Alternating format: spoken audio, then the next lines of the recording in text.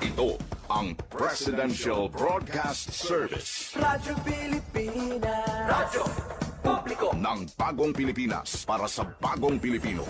Naghahatid ng mahahalagang balita at impormasyon na guugnay ng pamahalaan sa sambayanan. Tulay sa himpapawid ng serbisyo publiko. Radyo Pilipinas. Radyo Publiko. Ang boses ng Pangulo. Sa Iloilo, Radyo Pilipinas. 585 AM. Philippine Standard Time, alas 10 sa aga. Sports Zone. Mga balita sa hinampang. Diri sa Iloilo, sa pungsod, o bisan diin man nga bahin sang kalibutan. Mga hinon-anon sa patag sang hinampang. Inyo mahibaluan sa Sports Zone. Ang kahapdi sang kalutusan. Ang kasadya sang kadalagan.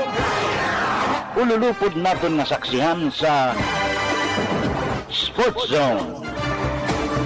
Programa sa hinampang, pagkilala sa mga tao, sang ila kinaadman, sang ilang pagpaninguha nga matibong ang kagalingon nga hampang. Sports Zone. Yari ang inyo Sports Zone host, Joseph Paul Noblesa Tarosa.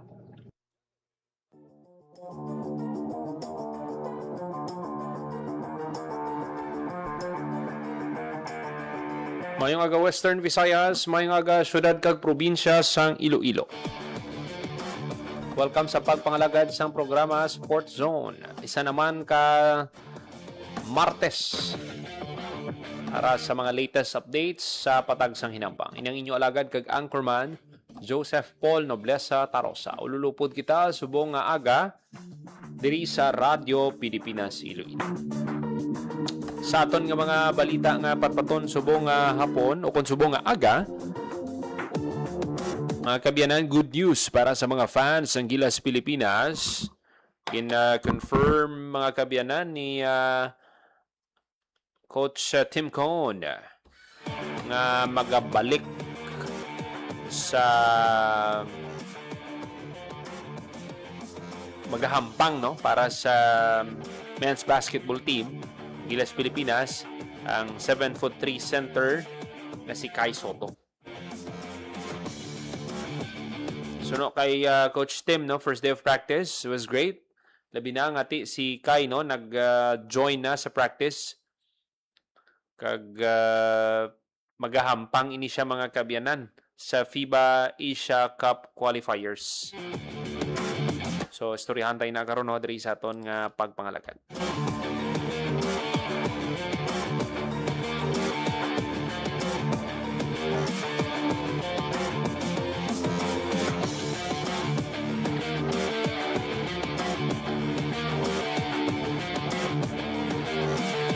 Mga kabinan, sa bag-ulang natapos nga 24th ASEAN Age Group Chess Championship, naging hiwat sa Singapore, 83 tanan ka medalya. Wow! Ang nahakot sang Team Philippines sa chess. Damo gid sang abilidaran ng mga players, no? Mga Pinoy chess players na kaya gid makipagsabayan. Kagti para sa ihibalo sang aton nga mga kauturan ang Asia's first Grandmaster taga Pilipinas, YC1 si Grandmaster Eugene Torre. Ara ginaya nagapanalay-tay gid yan no? Ang sa dugo sa mga Pilipino ang hampang at chess sa muna nga mapa-ASEAN man kung mga dalagko pagid nga mga international nga competition o igid nagapaulihi ang Gilas o kun ang chess Filipino chess players naton.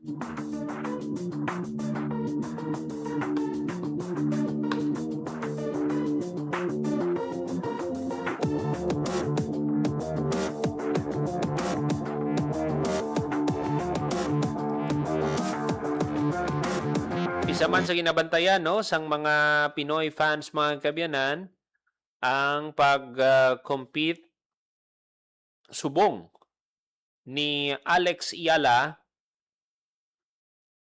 sa nagapadayo nga Cincinnati Open. Actually kahapon ini siya no, ining Cincinnati Open lantawon ta kon may pila sini ka mga updates sa campaign ni Alex Ayala.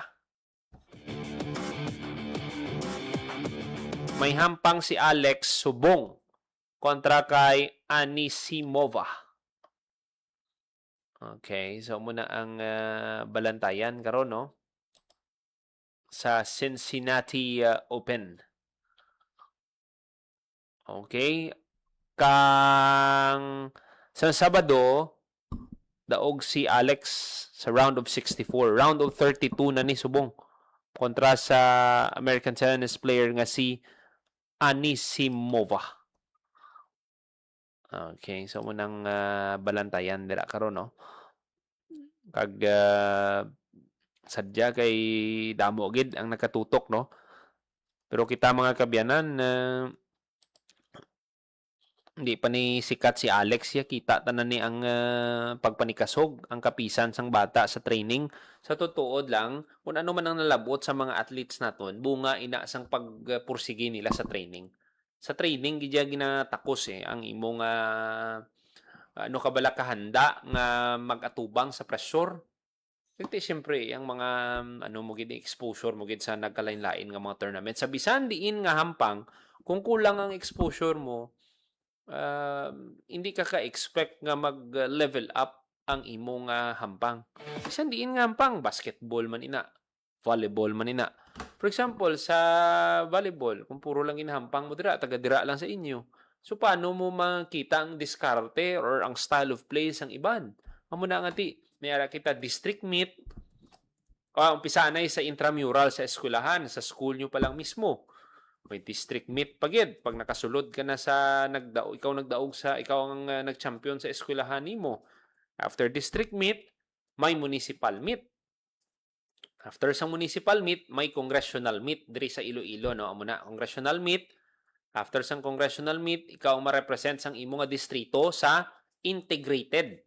Sa case naman sang Guimaras, after district meet, municipal meet, provincial dayon. Kiti wala na isa man lang ka distrito ang probinsya sang Guimaras. After sang integrated o kung provincial meet, regional meet na amo ng Western Visayas Regional Athletic Association meet. After sina, palarong pambansa. So muna ang agyan sa mga athletes naton pero ang iban para kay Alex nagpursige man ang parents niya sini nga dalon siya sa Europe dito matraining no sa Rafael Nadal Academy. Amo gid na ang dako gid nga rason kun nga ang nagsaka gid ang hampang ni Alex bangod man sang iya coaches. Isa gid na no sa bisan diin man nga klase sang sport dapat magpangita gid kamo sang kalidad nga coach. Kay wala ka kabalo basi may hindi talaga pagabalo no pero may iban nga lain niya ba lang ila priority. Pero ko ng priority gid sang coach mo is padag-on ka tag mapagwaon niya gid ba lang imo full potential, di ba? Kadamo na kita sa mga na-interview diri kag aside sa talent dapat may maayo gid nga coach nga makita ang mga parents no para sa ila kabataan. Kadamo na kita sa mga na-interview diri. May mga swimmers, may mga chess players man, mga prodigy.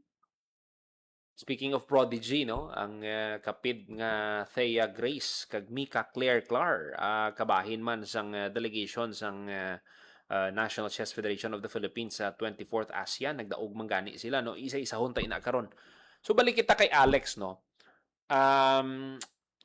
After winning 8 of her first 9 matches sa hard court this season, so mas mas takson pagid ang Filipina tennis sensation sa sininga tournament na naman. On her third stop sa North America, ang world number 20 kag Cincinnati Open 17 seed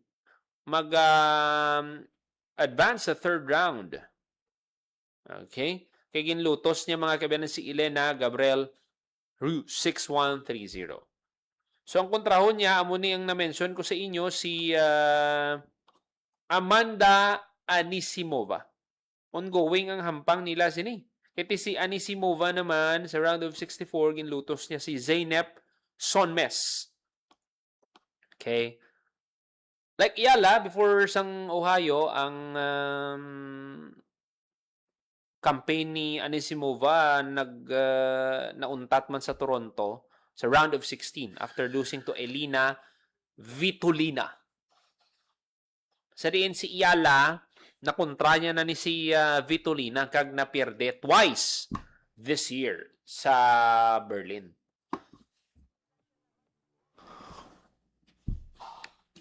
(8:30 a.m. Manila time.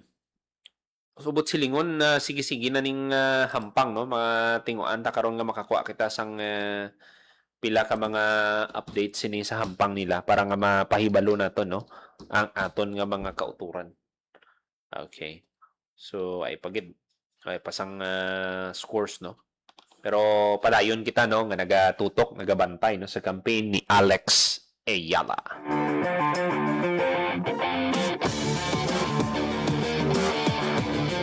minutos makaligad sa takna ng alas G sa aga. At least kita magpadpad sa dugang mga balita, i-check tanay ang latest update sa lakat sang panahon may gadulong sa aton sang Pag-asa Iloilo. Pilipinas Weather.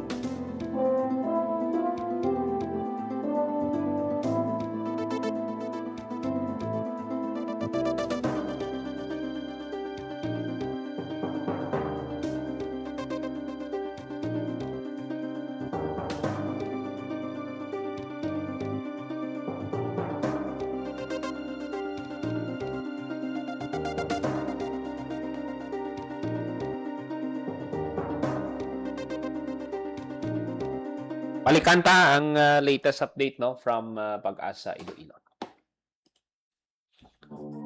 22 minutos makiligad sa takna ng alas 2 sa hapon. Mag-aatag lang kita sa pila ka mga pahanumdom sa aton nga pagbalik. Istoryahan ta ining pagbalik ni Kai Soto, no, sa Gilas, Pilipinas. Sagid ka dako nga development, no, sa campaign sang Pilipinas para sa FIBA World Cup qualifiers. Magbalik lang ang programa Sports Zone. Si Dingdong Dantes po ito. Quiz time muna tayo. Kapag lumindol ng malakas, ano ang dapat mong gawin? Letter A, makipagtulakan at tumakbo agad palabas ng building habang may malakas na lindol? Letter B, tuloy lang sa work. Opo, work po tayo. Opo, tuloy lang. Or letter C, mag-duck, cover and hold kung nasa loob ng matibay na bahay at hihintaying tumigil ang lindol bago lumabas ng building.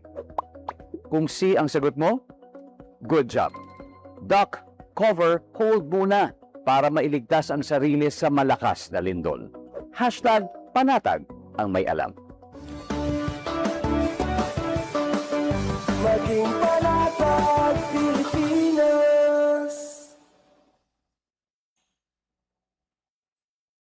Magandang araw, si Dingdong Dantes po ito. Binahabang bahay mo. May simple checklist ako para sa'yo. Una, check your outlets. Tignan kung walang cable na basa o nakababad sa baha bago buksan ang main switch. Pangalawa, check your surroundings. I-check kung may mga naipong tubig sa mga paso o gulong o iba pang maaaring bahaya ng lamok para maiwasan naman ang pagkalat ng dengue. And last, but definitely not the least, i-check ang sarili at ang pamilya. Kumonsulta sa health center o sa inyong doktor kung may nararamdamang sakit. Check, check, check! Ingat always, mga kababayan. Hashtag panatag ang may alam. Maging panatag Pilipinas.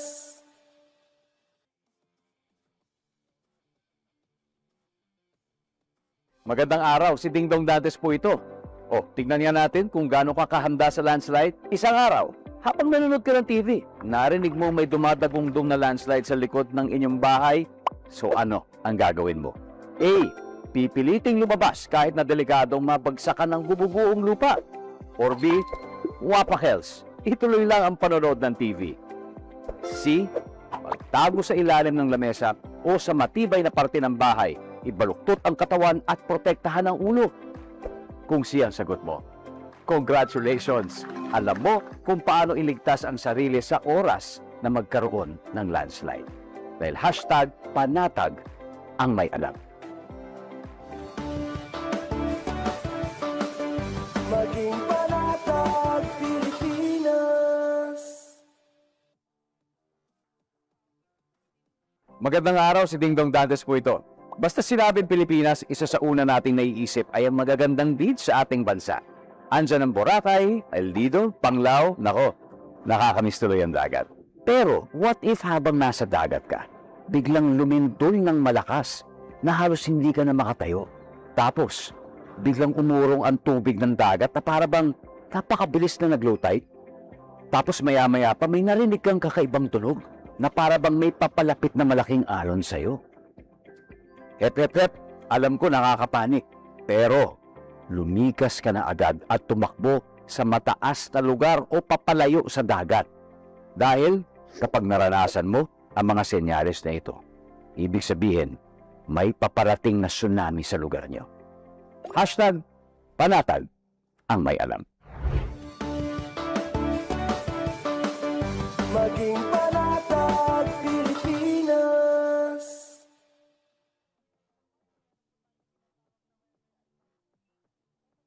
Alam nyo, lahat ng mata kaya kong titigan. Puwera lang, mata ng bagyo. Kaya sa tuwing hinahagupit tayo ng bagyo, tandaan ang listen, lock, and leave. Listen, makinig sa balita tungkol sa direksyon at lokasyon ng bagyo. Tutok na sa mga news report sa radyo, sa TV at social media para malaman kung ano ang wind signal sa inyong lugar. Abangan din ang payo ng inyong LGU. Next, lock. Isara mga pinto, bintana, cabinet at main switch ng inyong bahay bago lumikas o pumunta sa evacuation center. And finally, leave. Lumikas ng mahinahon. Huwag ipagtulakan ang sarili kasi may taong nag-aantay sa iyo sa evacuation. Kaya laging tandaan, listen, lock, and leave. Hashtag panatag ang may alam. Maging panatag Pilipinas.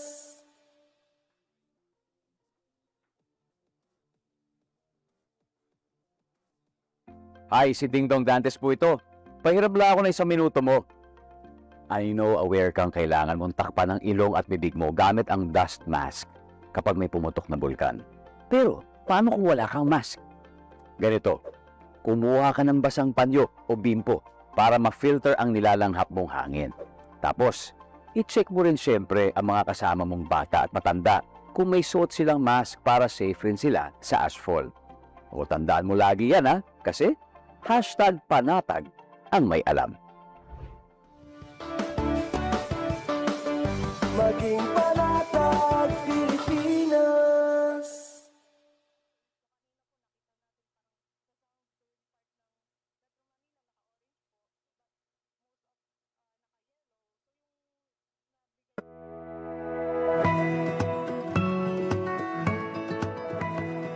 Sa isang bagong Pilipinas, hindi dapat mangamba ang pamilyang Pilipino sa mga bayarin sa ospital.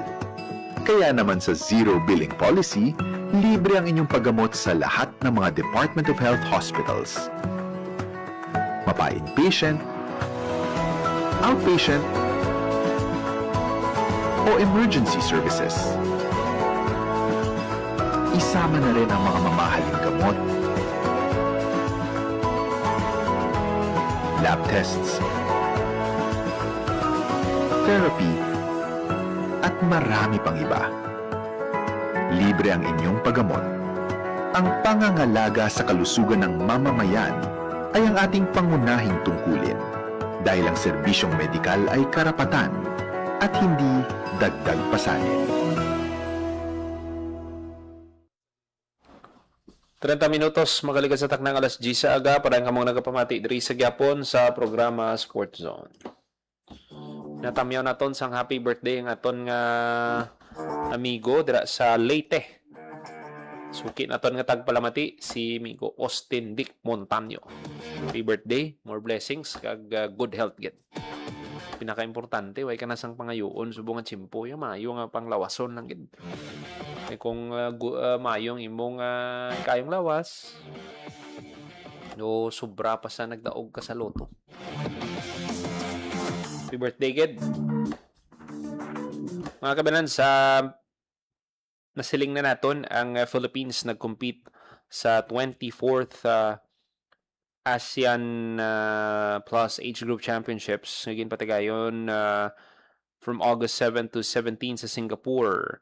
Fielding its largest delegation ever sa championship, ang Philippines finished second sa overall medal standings in a strong field of 672 players. So, muna ang ginpadala, no? Sang National Chess Federation of the Philippines across the standard, rapid, and blitz events. Ang Philippines nakakuha sang 83 medals, 24 ang gold, 36 ang silver, kag 23 ang bronze. Vietnam ang overall champion, no? Samtang ang India, third mga kabyanan.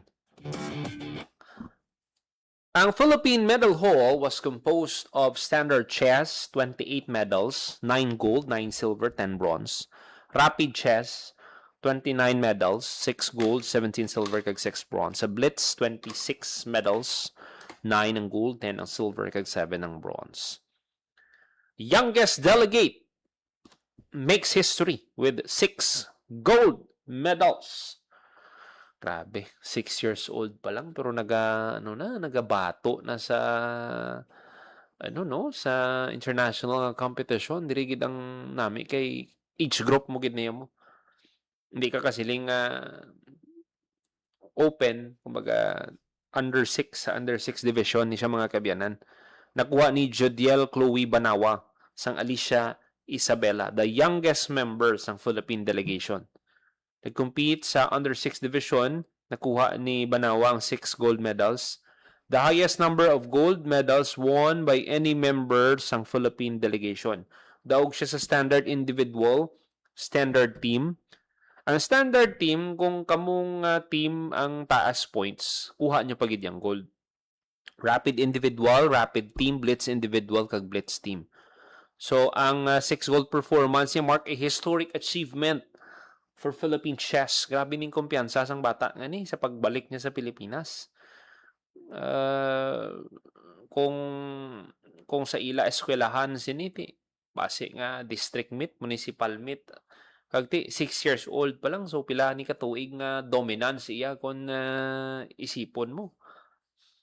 Iti nagapasalamat gid ang NCFP no sa support nga gin-extend sang municipality sang Alicia Isabela under Mayor Attorney Joel Amos Alejandro CPA nga nakabulig gid kay Banawa nga ma-represent ang community kag ang pungsod sa international stage.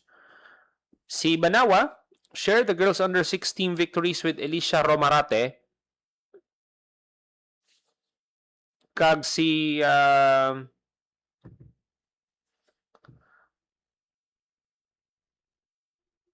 Rin Yuri Villa. Si Romarate, taga Dipolog, nag-compete man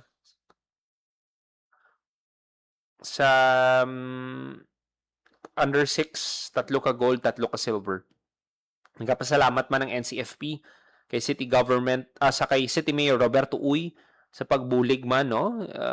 Ang bugal sa isa ka lugar nga i-represent ka mo sa international nga competition. So, dapat, bugus man, full support dapat. Ang bata, pag suportahan mo, kag, ano ka bala, ipa-feel mo sa bata nga ara lang ang suporta. Ano gid na iya, ma-motivate pag gid na. Si Rien Urivilla naman, taga San Mateo Rizal, ano man, no? Naka-contribute man sa kadalagan sang team. Taga San Mateo Rizal naman niya, no? Okay.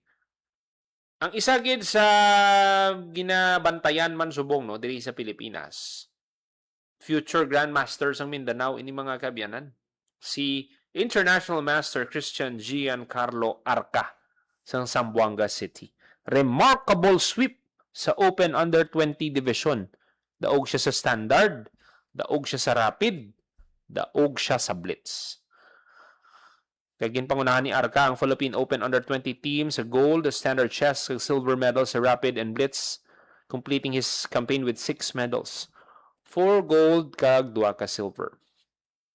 Okay. The championship also produced important title achievements for Philippine chess. Okay? Si FIDE Master Arlan Cabe sang Pangasinan nagdaog sa Seniors 50 Standard event and earned the Direct International Master title. Okay, so he became the first Filipino senior player to obtain a Direct IM title through ASEAN Plus Age Group Chess Championship. Okay, so kanami gid nga nakuha na ni FM Arlan Cabe ang iya title nga International Master. Isa pa gid ka good news. Si bugal gid niya sang Iloilo, si Yana Angela Sotaredona. Nagdaog sa Girls Under 16 Standard event and earned the Direct Woman FIDE Master title. Kay ano ni siya before siya magsabak sa competition WNM ni siya. Woman National Master na ni siya. Subject to reaching the required standard FIDE rating of 1900. Okay, so kinanglan niya lang anay magpataas rating. Si Mar Aviel Caredo naman earned the Direct Candidate Master title following sang iya performance sa Open Under 16 Standard event. Amo na no, kung may suporta gid man ang mga chess players na ton, damo gid yang makakuha sang ano nila, no, sang ilang mga titulo. Kag ang ano ba lang bugal mo nga sa pila mo katuig nga hampang sang chess, maka-earn ka sang makuha mo bilang title. Kag hindi na naya madula sa imo. Hindi na naya makakasa imo. So ang pila pagid ka mga Filipino medalist sa Open and Junior Division, amo sanday International Master Mark J. Bacojo, FIDE Master Phil Martin Kasiguran, ACM Jomel Narzabal, Keith Adrian Ilar, Mark Justin Fuwa, Oscar Joseph Cantela, Mark Luis Hacotina, King Cian Beltran, Marky Angelo Malorca, James Matthew Belen, Carmelo Yanong, Idan Gavin Chua, kag Andre Ansley Dolorosa.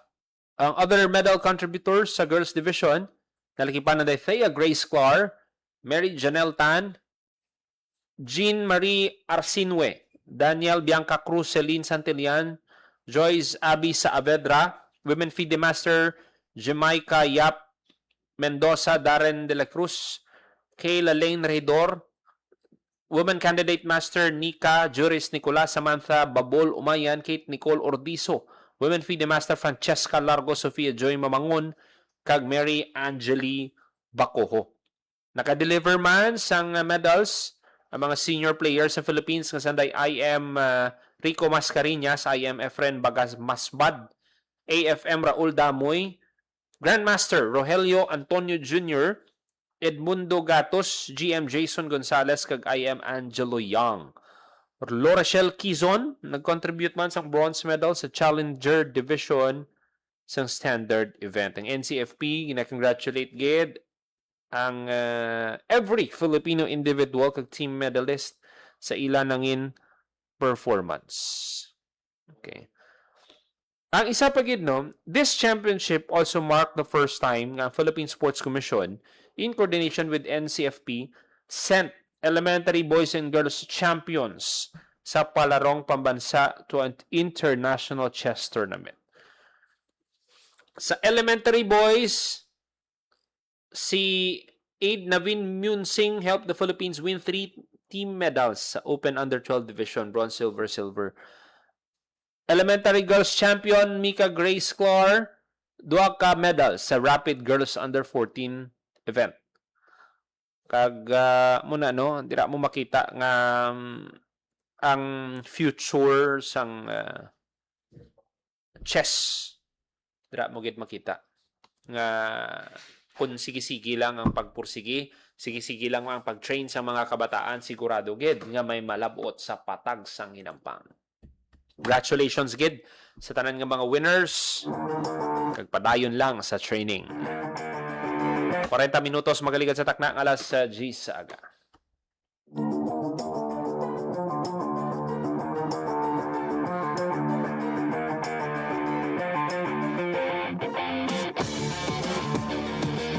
Sa ibang panaton nga balita, mga kabyanan, gin-confirm ni Gilas Pilipinas Team Cone, coach nga nagbalik na sa practice si Kai Soto, kag maghahampang ini siya sa sininga window sang FIBA World Cup qualifiers. Good news ini, no?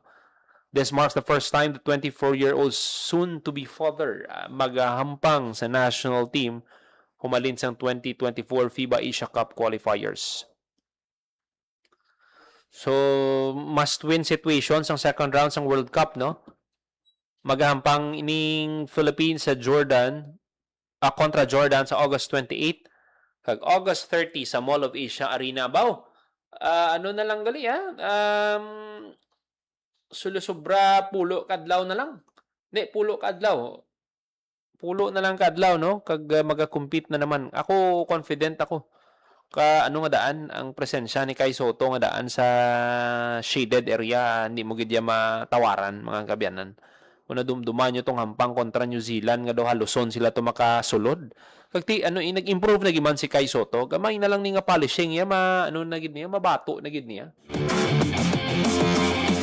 Kagti kumpiyansa gid si Coach Tim Cone nga he's a game changer para sa Gilas Pilipinas.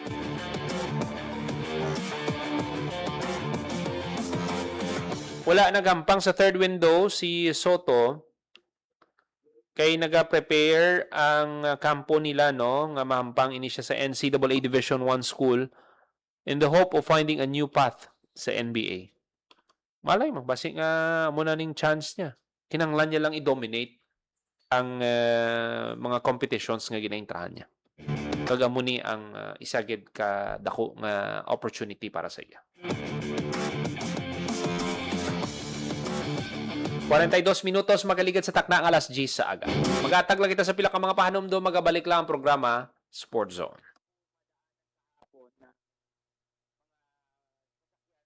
Ay, si Ding Dong Dantes po ito. Nagsusulat ako ng script para sa isang pelikula ngayon. Tulungan mo naman ako sa scene na ito. So imagine exterior. Tapos, kalsada sa tabi ng bundok. Umaga. Tapos, malakas ang ulan. Sobrang lakas ng ulan. Madulas ang kalsada. Nagmamaneho ngayon ng kotse si Eric habang iniisip niya ang sinabi sa kanya ni Pilar. Ang sabi ni Pilar, "Hindi na kita mahal." Pero naisip ni Eric na balikan si Pilar. So iniikot niya ang sasakyan. Kaso, nako, bago pa makatawid ng tulay, nakita ni Eric na gumuguho ang lupa sa dinadaanan niya. May landslide.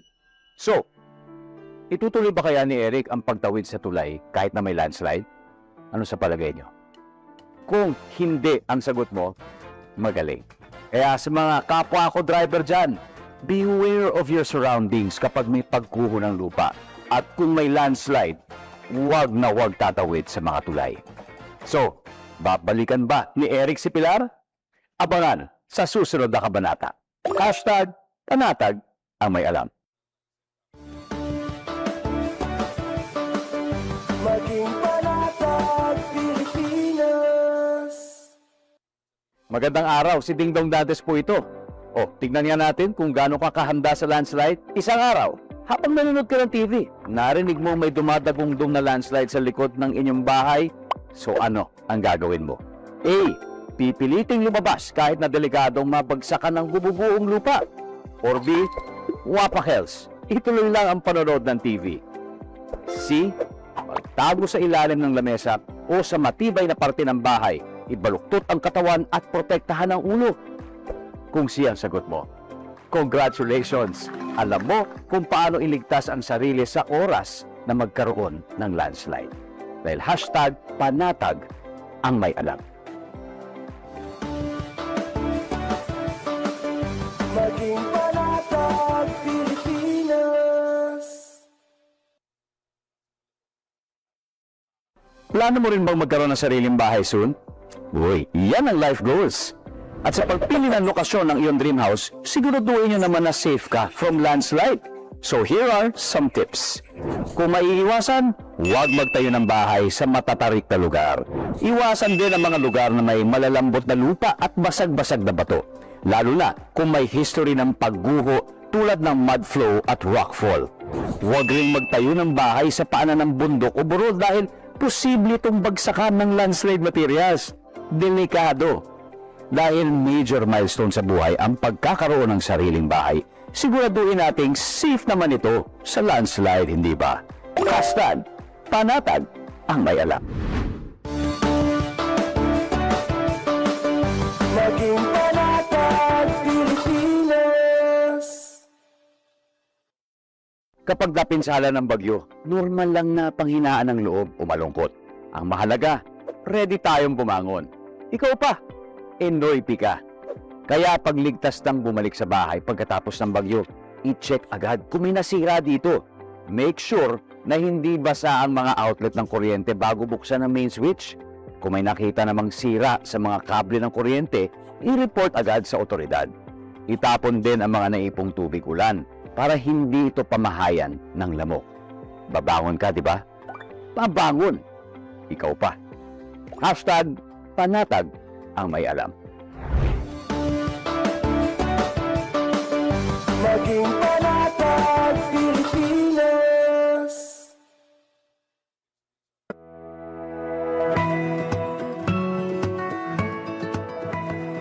Sa isang bagong Pilipinas, hindi dapat mangamba ang pamilyang Pilipino sa mga bayarin sa ospital.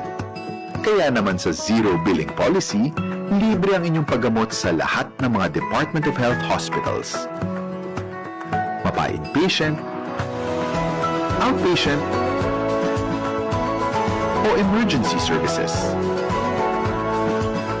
Isama na rin ang mga mamahaling gamot, lab tests, therapy, at marami pang iba. Libre ang inyong paggamot. Ang pangangalaga sa kalusugan ng mamamayan ay ang ating pangunahing tungkulin dahil ang serbisyong medikal ay karapatan at hindi dagdag pasanin.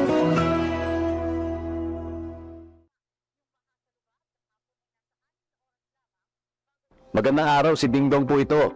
Tagbagyo na naman, kaya tara samahan niyo akong i-remind ang mga kababayan nating magsasaka at mangingisda. Say aha. A for ani. Hanggat maaari, anihin na natin ang mga pananim para hindi tumasayang sakaling bahain ang inyong taniman. Next, H. Hayop. Ilikas natin sa mataas na lugar ang mga alagang hayop tulad ng baboy, kambing, baka at iba pa.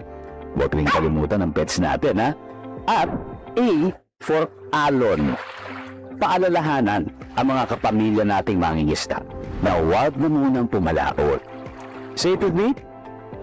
Aha! Para safe ang lahat sa panahon ng sakuna. #panatag ang may alam.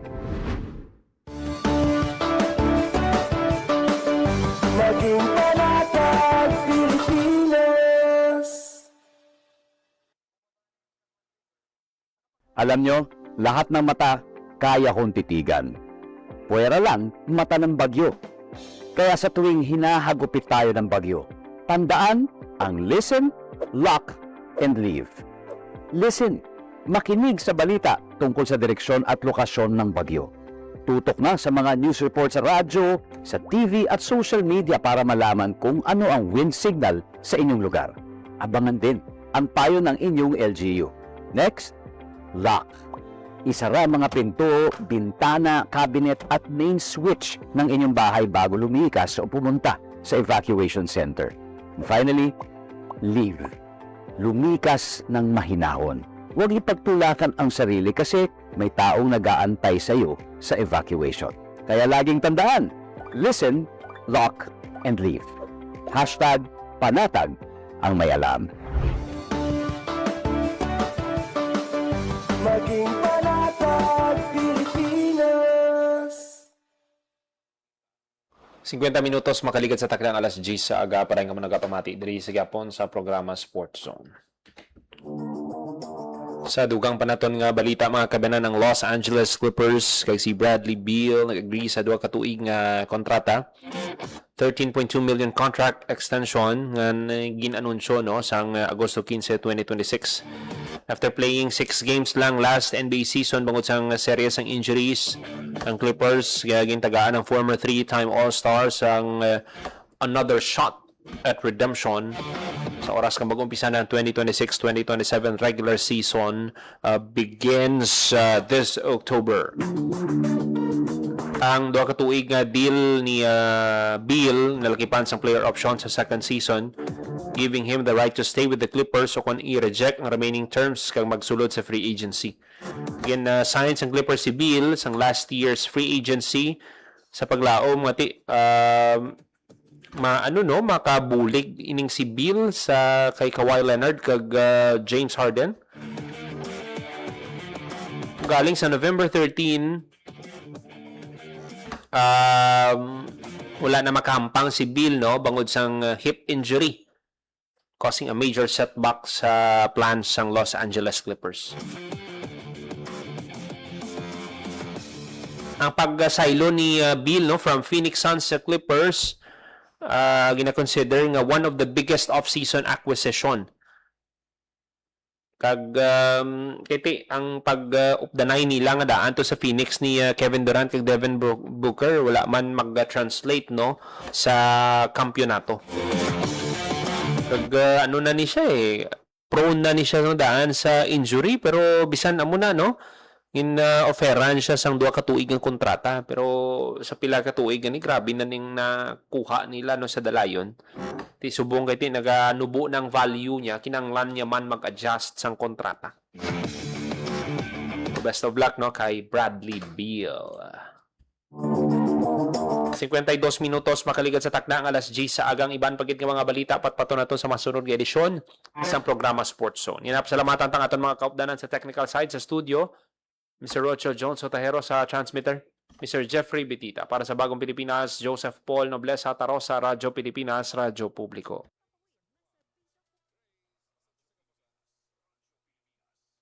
Publiko, ang Presidential Broadcast Service, Radyo Pilipinas, Radyo Publiko. Radyo Pilipinas. Radyo Publiko. Kinilala ng pang-international at prestigyosong Asia Pacific Broadcasting Plus Awards 2025 para sa kategorya ng Government Streaming. Ito ay dahil sa epektibo nitong pagsasanib ng mga tradisyonal na media tulad ng telebisyon, radyo at print para masabayan ang mabilis na pag-inog ng mundo ng digital at social media tungo sa mas epektibong paghahatid ng mahahalaga at napapanahong mga impormasyon sa mamamayang Pilipino. Kinilala rin ang Radyo Pilipinas dahil sa patuloy na pag-akyat ng rating. Ngayon ay matatag sa pang-4 na pwesto sa Mega Manila ayon sa pinakahuling Nielsen Radio Audience Measurement Survey.